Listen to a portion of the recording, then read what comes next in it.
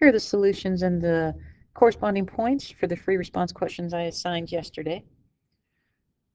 So for this one, it says let f be the function defined by f of x is equal to e to the x times cosine x. We want to find the average rate of change over the interval from x equals 0 to x equals pi. Average rate of change is the slope of the secant line. So to answer this, you could use slope of secant line, or you can say average rate of change. So this is just going to become f of pi minus f of 0 over pi minus 0. So f of pi is going to become e to the pi times cosine pi. So that's -1. So we're going to get negative e to the pi minus f of 0 just becomes e to the 0 times 1. So that's just e to the 0 is 1 over pi. 1 point for part A.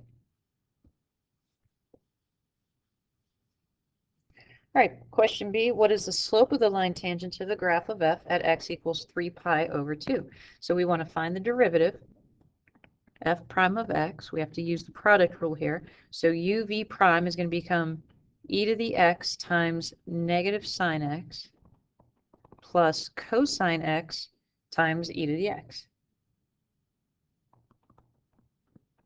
Then we'll evaluate at 3 pi over 2. So we get e to the 3 pi over 2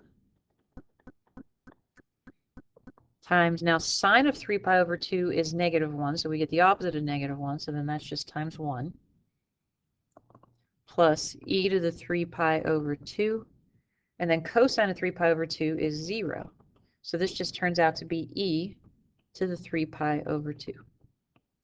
We get 2 points for this, 1 point for finding f prime of x and 1 point for finding the answer. So not too bad, 3 points right off the bat.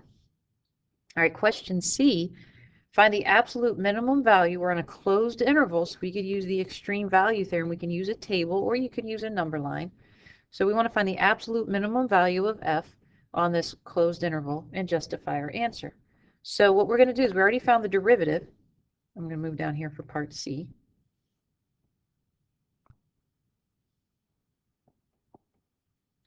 So we know we have to set f prime of x equal to 0, find the critical values. And since f prime of x is equal to this, it's never undefined.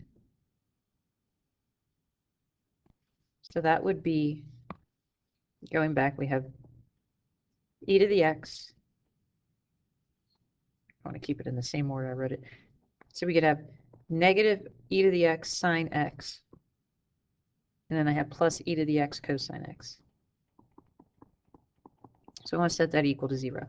I'm going to factor out an e to the x, and then I'm actually going to rewrite this cosine x minus sine x. So e to the x is never equal to 0. So the only part that will make this equal 0 is when cosine x minus sine x is equal to 0. And then this happens when cosine x is equal to sine x. And we know that that's at pi over 4 and 5 pi over 4. Right in the middle of the first quadrant, right in the middle of the third quadrant. So we make our table of values.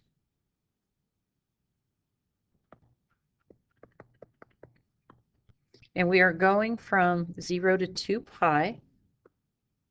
So we have our 0, we have our critical values of pi over 4, 5 pi over 4, and then 2 pi. So remember, f of x is equal to e to the x times cosine x.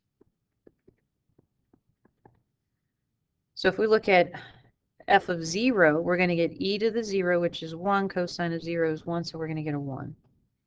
Pi over 4, we get e to the pi over 4. Cosine of pi over 4 is radical 2 over 2.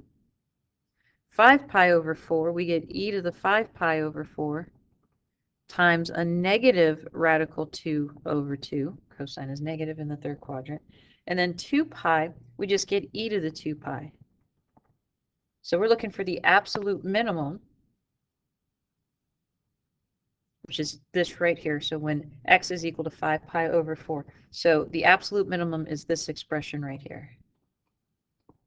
It's always the y value.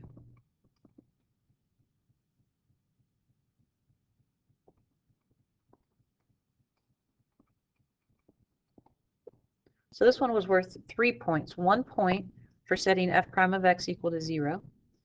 1 point for finding the critical values and putting them on the table.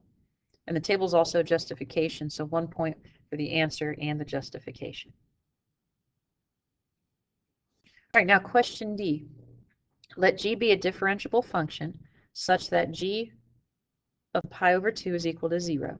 The graph of the derivative of g is shown below. We want to find the value of the limit as x approaches pi over 2 of f of x over g of x, or state that it does not exist. This actually, I'm actually going to come back to this one only because of that limit part there. I haven't taught you the rule. This is actually a little section in chapter 8. So we will come back to that after I go over that with you next week.